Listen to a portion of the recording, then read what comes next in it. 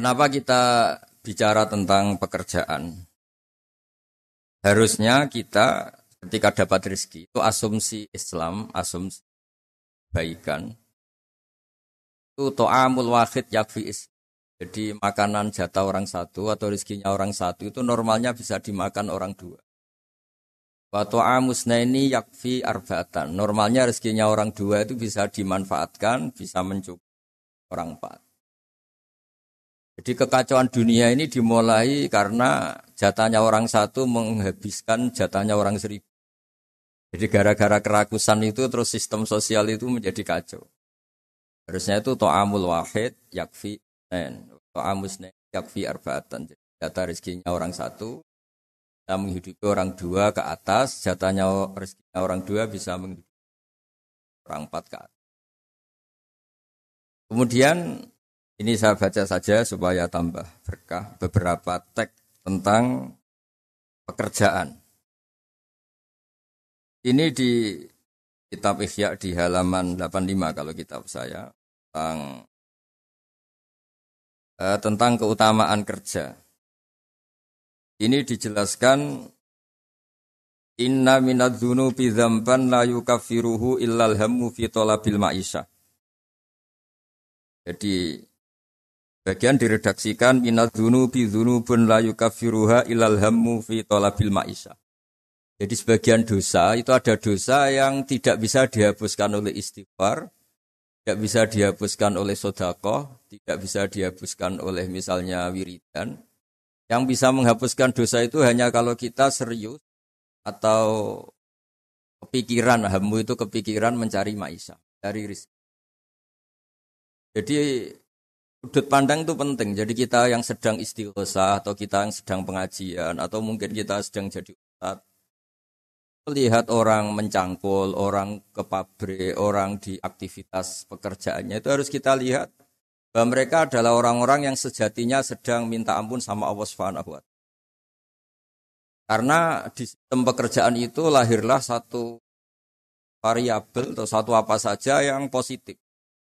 Ada hukum sosial karena ketemu teman yang saling memberi pengalaman. Ada ketergantungan manusia sama hal-hal yang halal. Ini yang paling penting. Ya banyak orang itu diwat itu karena pekerjaannya. Misalnya orang bisa hidup itu sebetulnya karena makan nasi, minum air itu sesuatu yang halal. Jangan sampai orang bisa berpikir, bisa tenang kalau minum narkoba misalnya. Orang bisa kerja karena digerakkan punya anak kecil, punya ibu yang renta atau punya keluarga yang membutuhkan. Jangan sampai orang kerja karena digerakkan oleh keinginan bernafsu karena hal-hal yang maksiat. Hingga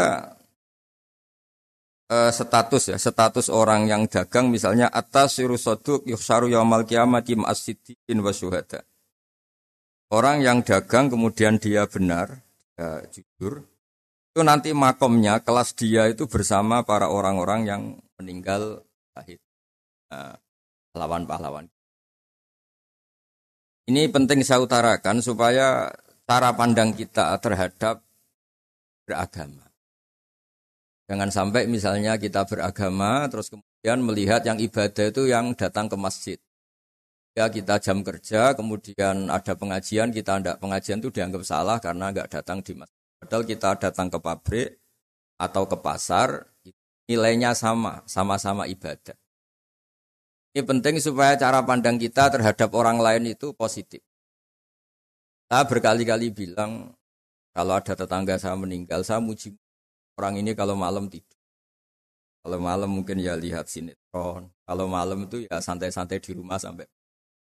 Kalau kita pakai sudut pandang maksimal, yang dikatakan taat itu tahajud, dan maka orang ini tidak masuk kategori taat. Tapi kalau kita kembali ke definisi takwa, takwa itu meninggalkan hal-hal yang dilarang Allah Ta'ala.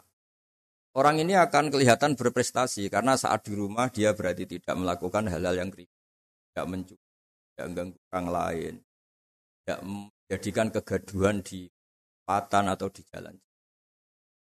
Hingga agama ini juga harus mengapresiasi tarkul ma'asi, bahwa orang yang tidak punya aktivitas di rumah,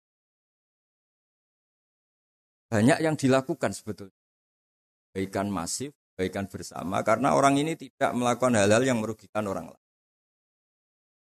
Ya saya berkali-kali bilang kalau saya jadi kiai, jadi orang baik, kalau ada orang yang dermawan, kasih sesuatu ke kita, ya kita senang karena kebaikan itu diapresiasi. Misalnya ada tadi cerita penakar dapat apresiasi, dapat penghargaan. Ya kita senang karena itu. Karena itu. Tapi andekan tidak itu juga senang. Senangnya karena mungkin orang lain ini sudah tidak butuh kita. Tidak butuh kita buat baik. Saya berkali-kali bilang, kalau Anda jadi kiai tidak usah tersinggung kalau tetangga tidak minta konsultasi. Artinya mereka sudah mandiri, bisa memutuskan masalahnya sendiri. Tapi kalau konsultasi, anggap mereka punya akhlak, tanya kiai. Kalau tidak, ya anggap saja mereka sudah mandiri. Makanya sudut pandang ya dalam Islam, sudut pandang itu penting sekali. Jadi setelah kita baca beberapa hadis, suatu saat Rasulullah itu ngaji di masjid, teras masjid. Beliau ngaji, dan ada pemuda dengan cangkulnya, dengan enaknya ngelewati Rasulullah. Ya, para sahabat tuh komplain, ini ngawur sekali, ada Rasulullah ngaji, tapi tidak ikut ngaji. Malah berlalu saja ke ladangnya. Tapi ketika dengan tanda kutip disalahkan, Rasulullah malah bela pemuda tadi. Pemuda kalau dia kerja karena mencarikan nafkah untuk keluarganya, yang kecil atau yang tua, dan supaya dia tidak minta-minta orang lain. Sudah sunnahku. Hingga bentuk sunnah Rasul itu tidak harus orang datang ke pengajian. Dan orang ikut fatwa kita, mau itu. Nah, mungkin teman-teman yang sedang bekerja itu tidak lagi mendengarkan ngaji, sudah melakukan isi pengajian. Jadi yang lain baru mendengarkan, yang itu sudah melakukan isi pengajian. Makanya kalau di daerah saya banyak, kenapa kamu tidak datang ngaji? Saya lebih dari ngaji dari Pak Kiai. Kenapa? Pak Kiai kan yang menyarankan supaya kita baik sama orang tua. Saat Pak Kiai pengajian, saya ngurmat orang tua saya di rumah sakit. Tapi kadang-kadang kita pakai ukuran kita sendiri. Yang nggak datang pengajian itu orang jelek karena nggak mau datang. Padahal jangan-jangan yang sedang di rumah, itu yang sedang melakukan isi pengajian itu. Ya dia tidak datang karena ngerawat orang tuanya. Karena sedang asik dengan istri. Harus disebut bagian dari kebaikan. Nah, dalam kebaikan Islam, Nabi pernah ngendikan, "Babi ahadikum sedekah." Kamu kumpul dengan istri kamu itu sampai sahabat protes. Ya Rasulullah, masa ayati ahaduna syahwatahu wa huwa lahu ajrun. Masa urusan seneng-seneng sama istri dia dapat pahala. Nabi menjawab, "Alaysa law wada'aha fi haramin akana aliwis." Kalau pelampiasan syahwat itu hal yang negatif atau yang haram, dia akan dosa. Ketika meletakkan yang benar, dia juga. Jadi pahala itu segampang itu. Orang asik dengan anaknya, dengan cucunya, bercengkrama di rumah. Ya pahalanya besar, karena saat itu berarti dia tinggalkan maksiat, dia tidak dengan. Nah pekerjaan juga gitu. Mungkin orang lain dapat uang karena transaksi narkoba. Mungkin orang lain dapat uang karena kejahatan. Orang lain dapat uang karena menipu. Orang-orang yang bekerja luar biasa, dapat rezeki. Itu harus kita apresiasi. Ya makam orang-orang ini, makomnya itu nanti kalau meninggal ma'asiddi wasyuhada. Orang-orang punya gelar asid, gelar yang luar biasa dalam khazanah kewalian. Orang-orang yang bekerja itu nanti makomnya seperti itu. Itu adalah inspirasi kita yang luar biasa. Hingga nanti kita tidak melihat orang lain itu, wah, wong kok kedoyan tok, orang orientasinya dunia tok, bekerja terus, ingin kaya raya, ya wis kan. Kita tidak boleh berpikir. Karena apapun banyaknya harta di tangan orang-orang halal, tangan orang-orang baik, pasti efeknya juga bisa melahirkan pekerjaan, bisa melahirkan kemanfaatan. Ya Nabi kalau muji pedagang itu, dari 10 rizki itu 9 berkahnya ada di pedagang. Karena kalau pedagang itu sekikir-kikirnya pedagang, dia harus mengeluarkan uang, bayar supir, bayar satpam, bayar yang ngirim jasanya dan sebagainya.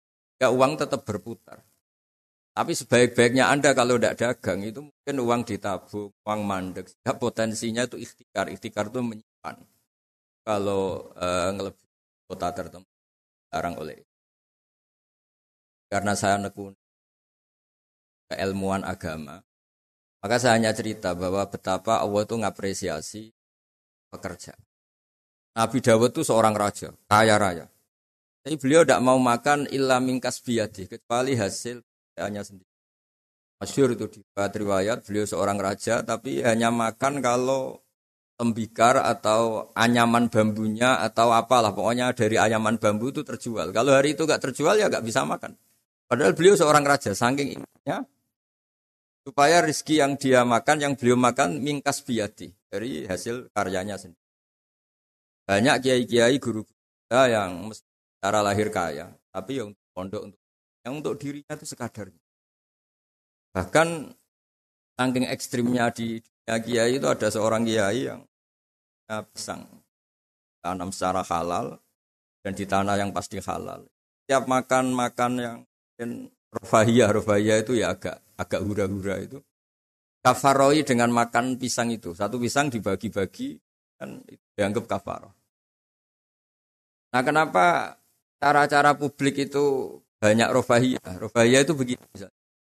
Mungkin kalau kita kiai kecil atau tokoh kecil atau siapa saja yang nasibnya kecil.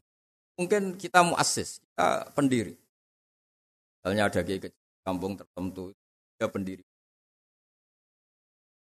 Tapi mungkin setelah kita jadi kiai besar itu, saya diundang masjid itu. Dan kemudian posisi kita mendapat. Yang menjadikan kita harus tawadhu, seperti tadi, syairnya Mbah Mus tadi. Ketika kiai kecil, pendiri masjid, tanah kita dipakai masjid. Setelah kita kiai besar kok malah dapat uang dari masjid. Mungkin karena kita kuliah tidak pati pinter itu kelasnya jadi tokoh di pedalaman. Akhirnya kita mungkin apa di situ yang manfaat? Pikiran, air, apa yang manfaat? Kalau kita kepinteran malah jadi orang ya terus hanya dengan negara itu mendapat, bukan memberi. Nah hal-hal seperti ini harus jadi motivasi semua pekerja. Menteri juga mentalnya harus memberi. Pekerja juga mentalnya harus memberi. Maka dulu banyak negarawan kita bilang hubungan Anda dengan negara itu sejauh mana Anda memberi sama negara ini. Dan berpikir sejauh mana negara ini memberi kepada kita.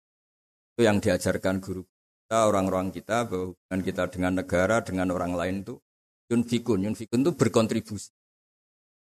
Hingga saya ini termasuk kiai yang kalau ketemu orang yang terlalu baik sama saya ini saya sungkan. Karena hubungannya saya mendapat. Tapi kalau ketemu orang yang lebih lemah mungkin saya lebih pede karena hubungan kita ini memberi. Itu yang diajarkan al-yadul ulya khairu.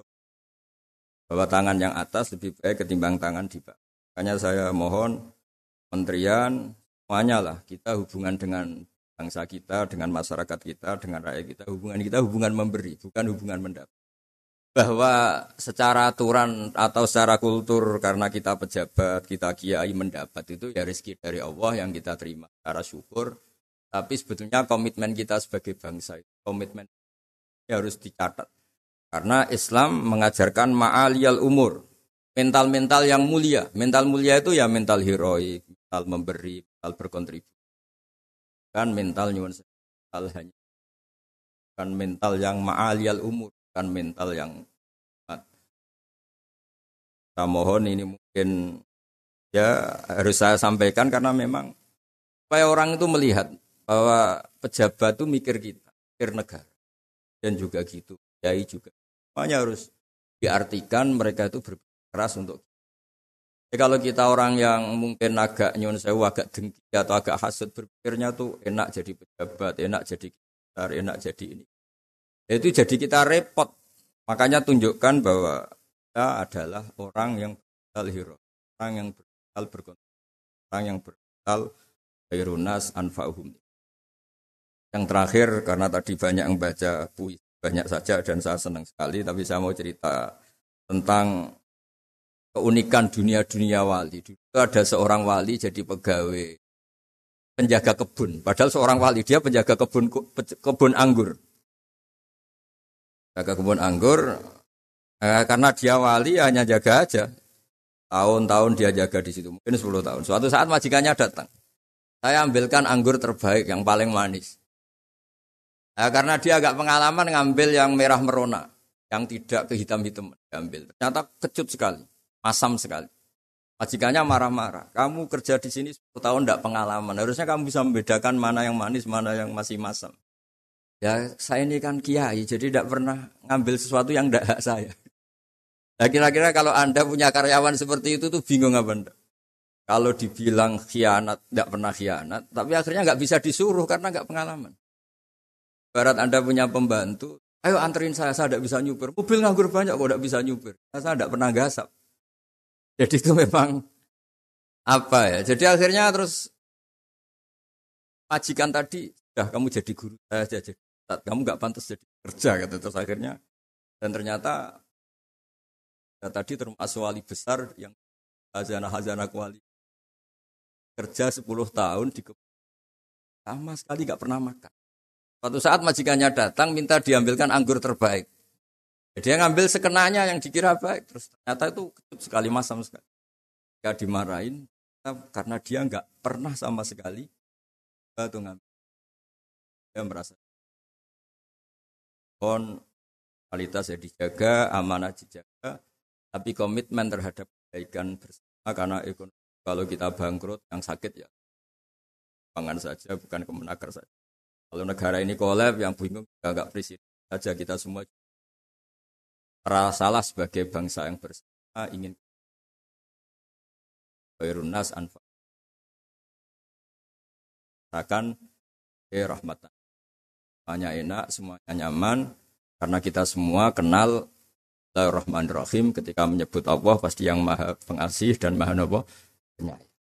Saya kira demikian, mari berdoa bersama, semoga bukti bahwa kita bergantung sama yang menguasai langit bumi, menguasai kehidupan kita, menguasai semua yang terlewatkan maupun yang akan datang.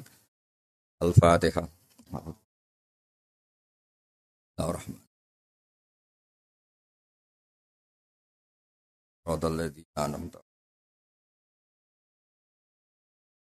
Ahmaduka ya ghafuru ya syakuru masalli wa sallim alal basyirin.